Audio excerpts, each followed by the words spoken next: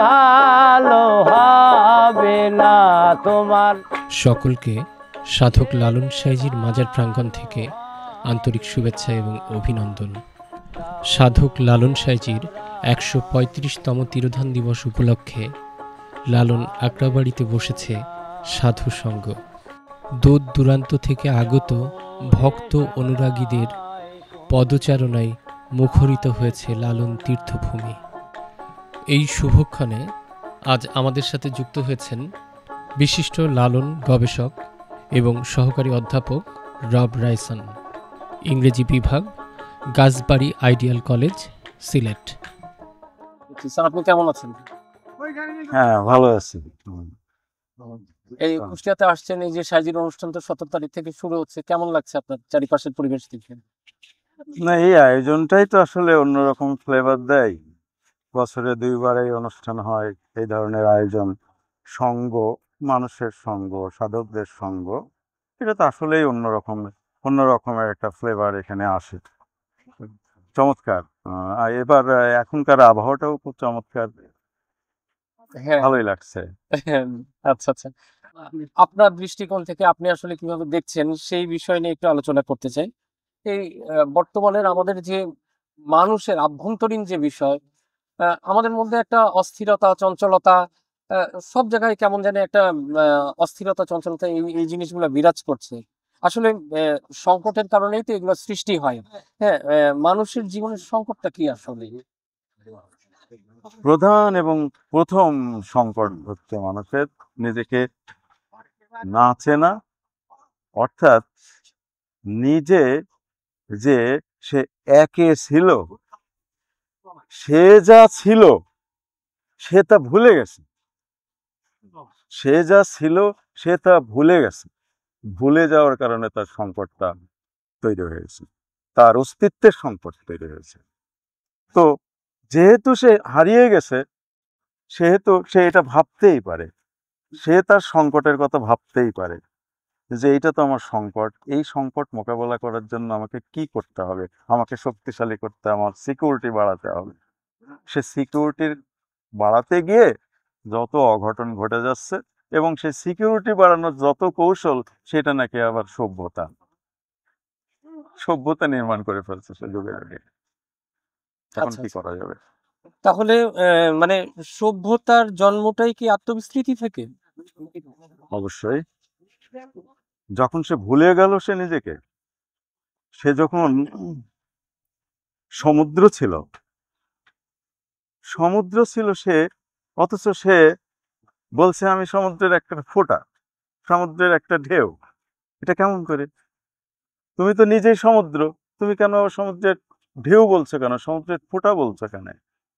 তুমি তো খণ্ড হয়ে গেলে, তুমি তো খণ্ড খণ্ড খণ্ড খণ্ড হয়ে গেলে। তোমার নিরাপত্তা কোথায়? তোমার নিরাপত্তা, তুমি এইভাবে খণ্ড হয়ে নিরাপত্তাহীনতায় ভুগে তুমি দর্শন নিয়ে আসছো, ধর্ম নিয়ে আসছো, সমাজ বিনির্মাণ করছো, সভ্যতা বানাচ্ছ, এবং সেই সভ্যতা তোমাকে রক্ষা করছে না। সেই সভ্যতাই তোমাকে ধ্বংস করছে, তোমাকে খুন করছে। শুধু তুমি খুন হচ্ছে না, খুন হচ্ছে প্রকৃতি, খুন হচ্ছে প্রকৃতির অর্ডার, খুন হচ্ছে, ধ্বংস হচ্ছে প্রকৃতি। হ্যাঁ, আমরা তো দেখতে পাচ্ছি আজকে নদী শুকায় যাচ্ছে, আজকে গাছ কেটে ফেলা হচ্ছে। পরিবেশ, প্রকৃতির যে বিপর্যয়, সেটাও তো আসলে আমাদের চোখে পড়ছে। হ্যাঁ, আসলে তোকে পড়ছে, কারণ ওইটা তো সে মনে করছে না যে আমি তার, ও আমার অংশ। ও তো ভাবতেই পারছে না যে ও তো ভাবছে যে আমি ও রাজা, ওর রাজা আমি, আর ও হচ্ছে আমার প্রজা। ও আর আমি, অর্থাৎ আমি, এখানে দ্বন্দ্ব, এখানে আমি প্রতিষ্ঠিত হচ্ছে। সেই জন্য ওকে, ও যে আরো অনেকের মধ্যে যে সে আছে, সেটা সে ভুলে গেছে ওই কারণে যে সে সবার মধ্যেই ছিল, সে যে একে ছিল, তারপরে সে এক থেকে শুধু সে তো ডাইমেনশনে আসে নাই, শুধু তো সে শেপ হয় না, বাঘ শেপ হয়েছে, হরিণ শেপ হয়েছে, গাছ শেপ হয়েছে, নদী নালা যাবতীয় কিছু শেপ নেছে। তো তারা তো এইভাবে চিন্তা করে না, একটা বাঘ তো এইভাবে চিন্তা করে না যে আমার এই অঞ্চলটা দখল করতে হবে। হ্যাঁ, তার চিন্তা একটা আছে, সেটা হচ্ছে খাদ্যের চিন্তা আছে, এবং ওই যে আবাসনের একটা চিন্তা আছে, কিন্তু আমাদের মতো ওইভাবে চিন্তা নাই। আমরা একটা পুকুর নষ্ট করে দিয়ে সেখানে আমরা একটা বিল্ডিং বানাচ্ছি, নদী নষ্ট করে দিয়ে আমরা বিল্ডিং বানাচ্ছি। একটা বাঘ তো তা করছে না, তার জঙ্গল ধ্বংস করে দিয়ে সে ওখানে বাস করবে, কারণ জঙ্গল তার তার অংশ, সে জঙ্গল ছাড়া সে বাঁচবে না। কিন্তু আমরা মনে করছি গাছ ছাড়া আমরা বাঁচবো, কিন্তু আমরা আসলে কি গাছ ছাড়া বাঁচতে পারবো? এটা কি হয়? আমি কি বলতে পারি যে আমি সুপিরিয়র গাছের চেয়ে? গাছের একটা অক্সিজেন যদি আমার না আসে, কিসের আমার সুপিরিয়রিটি থাকে? আমার আমিত্ব থাকে না, তো এই অহং থাকে না। সুতরাং আমি একলা বলতে পারি না যে আমি শ্রেষ্ঠ, সব মিলিয়ে এই সৃষ্টি শ্রেষ্ঠ। সৃষ্টি বা এটা একটা চমৎকার কথা। তাহলে স্যার, তোমার আপনাকে ভাব হয় কি? আপনাকে আরেকটা জিনিস আমার বলার ছিল বা আপনার কাছ থেকে জানার ছিল। আপনি আগে বলছেন স্মরণে ফেরার কথা। আসলে এই স্মরণে ফেরা বলতে আসলে আপনি কি বোঝাতে চাচ্ছেন? স্মরণে ফেরা নিয়ে অনেক মিস্টিকরা এই কথা বলেছেন। স্মরণে ফেরা বলতে আমার একটা এই মুহূর্তে একটা লাইন মনে আসছে, সেটা হচ্ছে যে ফরগেটফুলনেস ইজ এক্সাইল। এক্সাইল মানে হচ্ছে সে নির্বাসনে চলে গেছে। তা এখন নির্বাসনে গেছে, তাকে তো আবাসনে আসতে হবে, তার আবাসনে তো আসতে হবে। এই জন্য বলা হচ্ছে যে রিমেম্বারেন্স ইজ হোম কামিং। এই হোম কামিং হচ্ছে যে নিজ ঘরে ফিরে আসা, নিজ ঘরে ফিরে আসা। সেই নিজ ঘরে ফিরে আসাটাই মানে হলো যে সেই স্মরণে ফিরে আসা, চৈতন্যে ফিরে আসা, নিজের মানে চেতনায় যাকে আমরা বেসিক্যালি বলি যে কনসাসনেস কনসাসনেস, বা সেলফে ফিরে চৈতন্যময় সত্তা, চেতনাবোধ। চেতনা বোধ, ওই বোধে ফিরে আসা। বোধ না হলে তো হবে না, বুদ্ধি বাড়ায় তো লাভ নাই আমার। বুদ্ধি আর বোধ, বুদ্ধি তো কৌশল, কৌশল, জি। কৌশল বুদ্ধি মস্তিষ্ক থেকে আসে, আর বোধ কোথা থেকে আসে?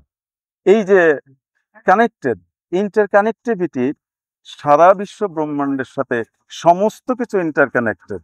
সেই ইন্টারকানেক্টিভিটি সেইটা আসে কখন? যখন আমি স্মরণে যাব যে আমি তো জড়িত, আমি তো এই গাছটার সাথে জড়িত, আমি এই নদীটার সাথে জড়িত, এই মানুষটার সাথে জড়িত। সুতরাং আমি যেহেতু জড়িত, আমি আলাদা কিছু না, নট সেপারেট বিং। সুতরাং আমি কনসিয়াসলি আমি যে সবার সাথে কানেক্টেড, এই অবস্থায় ফিরে যাওয়াটাকে আমরা বলছি যে মানুষ হওয়া। এই অবস্থাটাকে আমরা বলছি সোনার মানুষ, সাইজি মনের এখানে মানুষ, আরেকটা কথা বলছে, অচিন। যেটা যে আসল ঘর সাই আমার এই দেহ ভিতরে। হ্যাঁ, মানে এটাই হচ্ছে কনসাসনেস। এইটাই তো আসল ঘর। ওই হোম কামিংটা তো এই আসল ঘরে, এই ঘরে আমাকে মানে আমার ফ্রিডমটা বাইরে কোথাও না, আমার ফ্রিডমটা আভ্যন্তরীণ, আমার ভিতরে। স্বাধীনতাটা। বাইরে খুঁজলে বাইরেই হারায় যাবে, বাইরে খুঁজলে বাইরেই হারাবে। মানুষ তো সব বাইরেই খুঁজতেছে, দর্শন খুঁজছে, ধর্ম খুঁজছে। তাহলে আসলে মুক্তির উপায়টা কি? মুক্তির উপায় স্মরণে ফিরে আসা, ওই একে ফিরে যাওয়া, যে এক থেকে সমস্ত কিছুর উৎপত্তি, যে এক ক্ষুদ্র ক্ষুদ্র ক্ষুদ্রাতি ক্ষুদ্র জীবাণু বলি আর মানুষ বলি, কীট বলি আর বস্তু বলি আর পদার্থ বলি, সব জায়গাতেই সেই পরম নিহিত, সেই পরমের অর্ডার নিহিত। স্যার, আর একটা বিষয় যেটা সাইজির বাণীর মধ্যে আমরা শুনি, আহ, বহুল প্রচলিত একটা বাণী, জাত গেল বলে একে আজব কারখানা। তো আমি আসলে এইখানে জাত, ধর্ম বা কাস্ট, রিলিজিয়ান, হ্যাঁ, মানে এই যে যে বিষয়গুলো, এইখানে এই আমি কথা বিষয়গুলো বলি, নিয়ে আর কি। এইখানে আমি একটা কথা বলি, সেটা হচ্ছে যে আমরা তো উপর বেড়াই ঘুরে, জীব সদাই। এখন আমরা এই জীব সদাই উপর ঘুরে বেড়াই। এই উপর ঘুরে আমরা শুধু পাবো মানবতাবাদ, আমরা পাবো অহিংস লালন অহিংস, আমরা পাবো অসাম্প্রদায়িক। বাবারে, তার জাতি তো নাই, সে তো এক জাত, তার আইডেন্টিফিকেশনই নাই। তারা বলে না যে আমরা সাধারণত পরিচিত হওয়ার আগে বলি যে আমার নাম রাও রাইসন, আমি আমার পদবি এই, আমি এটা করি ওইটা করি। ঠিক আছে না, আমি দেখাই দিলাম, প্রদর্শন করে দিলাম। অর্থাৎ আমি আইডেন্টিটি, আমি যে একটা আইডেন্টিটি, সেই জিনিসটা আমরা প্রথমে প্রমাণ করতে চাই। এবং সেই আইডেন্টিটিটা মানে কতটা ফেমাস হবে সেটার জন্য আমরা সবসময়ই ব্যস্ত থাকি, অর্থাৎ আমাকে দেখানোর জন্য। তো দেখাতে গেলেই তো জাত চলে আসে, দেখাতে গেলেই তো জাত চলে আসে, জাত মানে তো ভিন্নতা চলে আসে।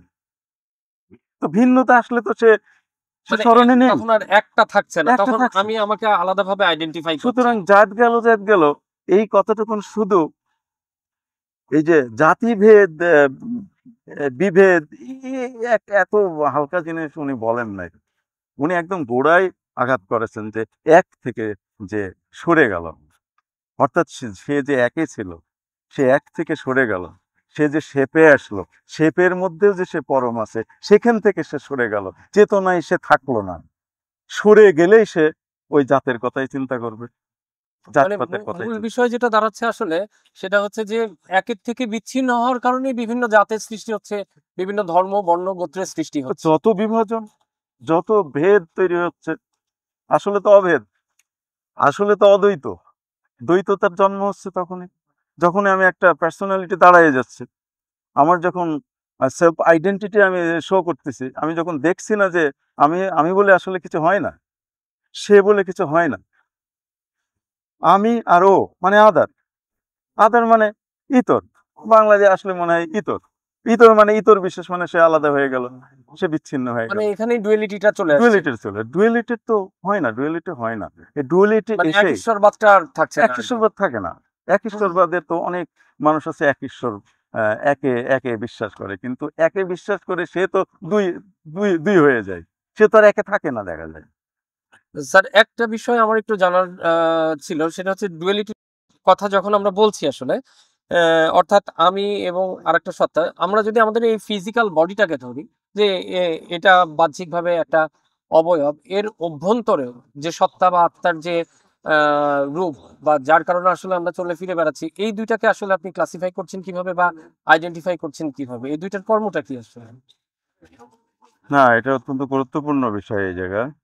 ডুয়ালিটি, শেপ হচ্ছে, শেপলেস হচ্ছে, এটা অত্যন্ত গুরুত্বপূর্ণ। ঘটনা হচ্ছে যে আমাদের শরীরটা একটা রিসিভার, আমাদের ইন্দ্রিয় সেটা রিসিভ করতেছে।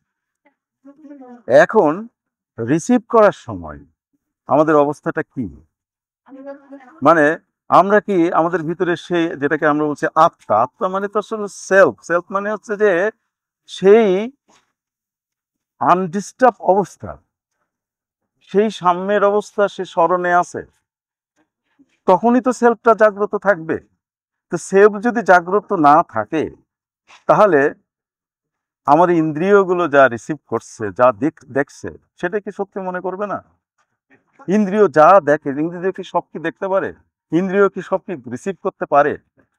আমাদের সেই ইন্দ্রিয়ের সেই ক্ষমতা কি আছে, যেটা আমরা, আমাদের চোখের একটা ক্ষমতা আছে, একটা লিমিটেশন আছে চোখের, আমাদের জিহ্বা স্বাদের একটা লিমিটেশন আছে, অর্থাৎ ইন্দ্রিয়গুলোর একটা লিমিটেশন আছে। হ্যাঁ হ্যাঁ, তো এই ক্ষেত্রে তো অবশ্যই একটা কথা, মানে এটা খুব গুরুত্বপূর্ণ একটা বিষয় যে আমাদের কানে শ্রবণ ক্ষমতা যেটা, যে 20 থেকে 20,000 হার্টস পর্যন্ত, এর নিচেও আমরা শুনতে পারি না, এর উপরে গেলে আমরা শুনতে শুনতে পারি পারি না, না। তাহলে অবশ্যই একটা লিমিটেশন আছে। অর্থাৎ লিমিটেশন আছে, অর্থাৎ একটা মানে একটা প্রতিবন্ধকতা আমাদের আছে। সুতরাং আমাদের ভিতরে যা ঢুকছে, যে ফর্মে ঢুকছে, সেই ফর্ম, যে আসল ফর্ম, সেই ফর্মটা ছাড়া আর ফর্ম নেই, তা তো হতে পারে না। এটা তো বিজ্ঞানীরাও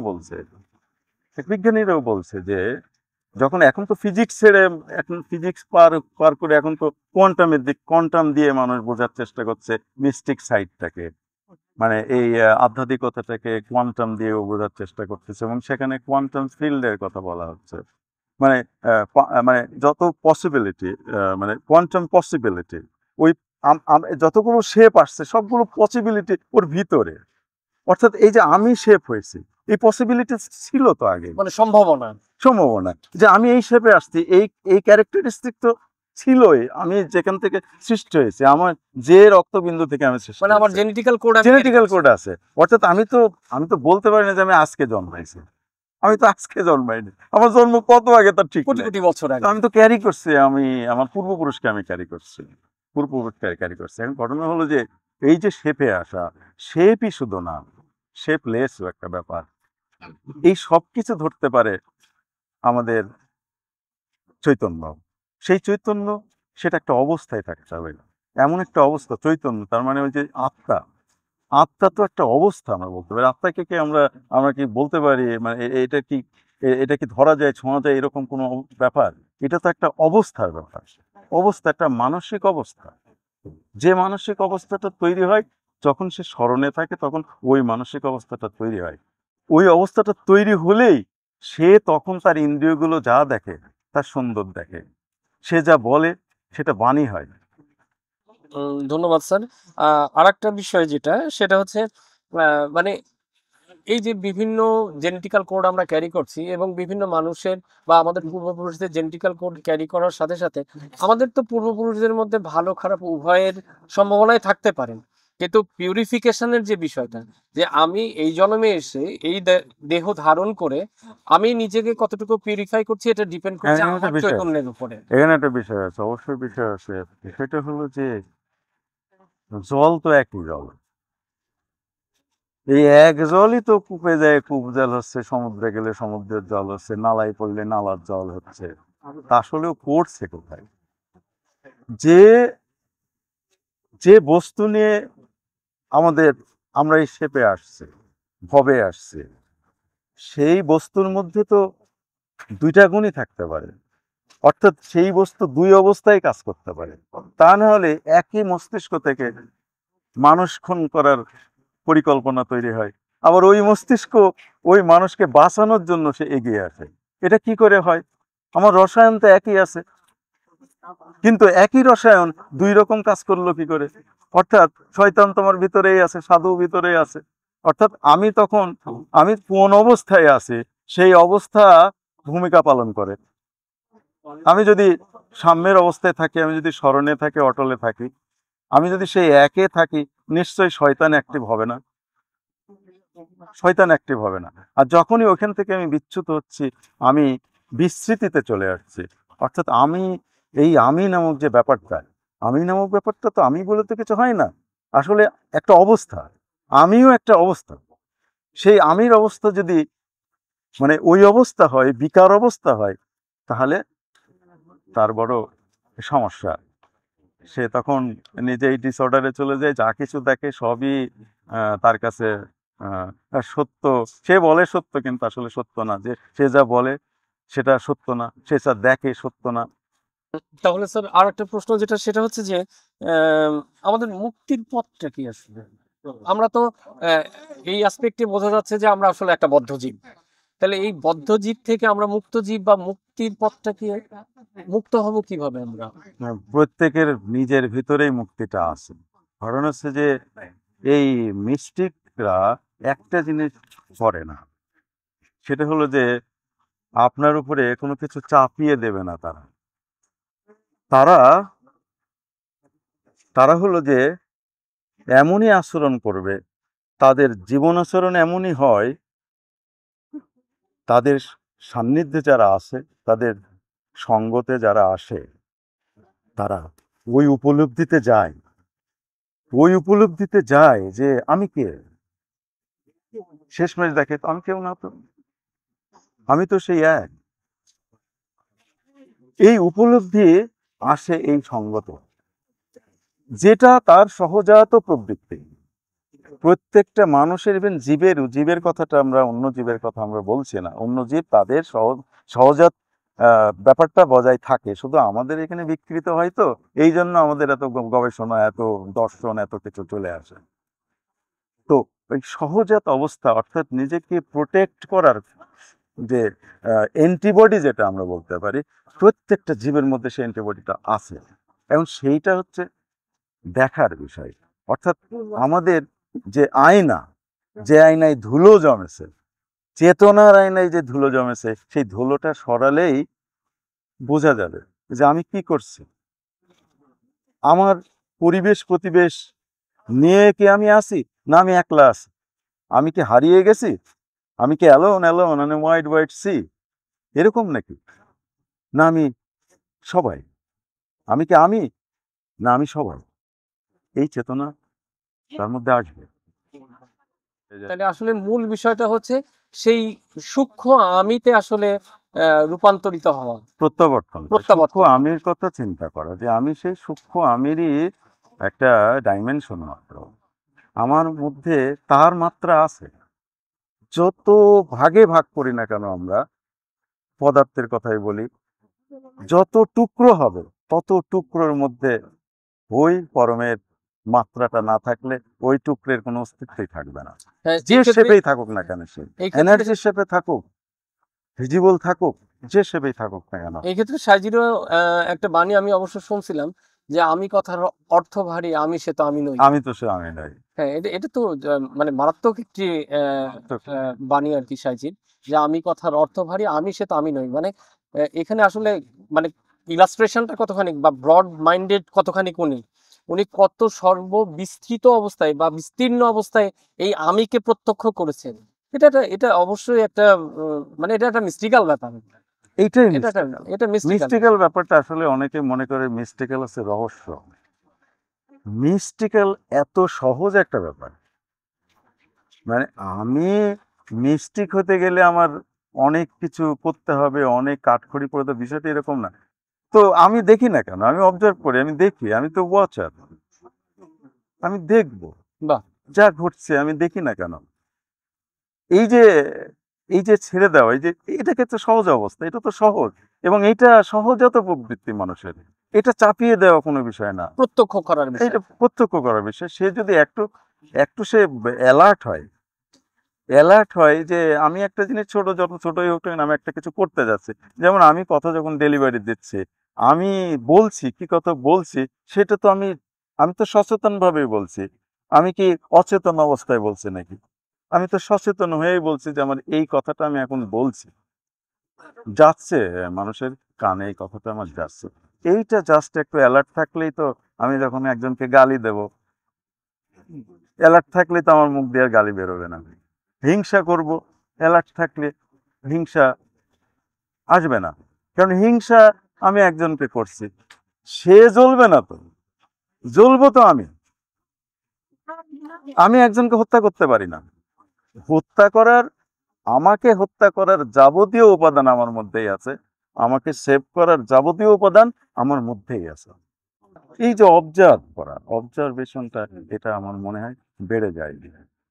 এই সাইজির এই সমস্ত বাণী, যত মহাজনী বাণী আছে, নবী রসুল পয়গম্বর, তারা তো সবই এই চেতনা থেকেই কথা বলেছে।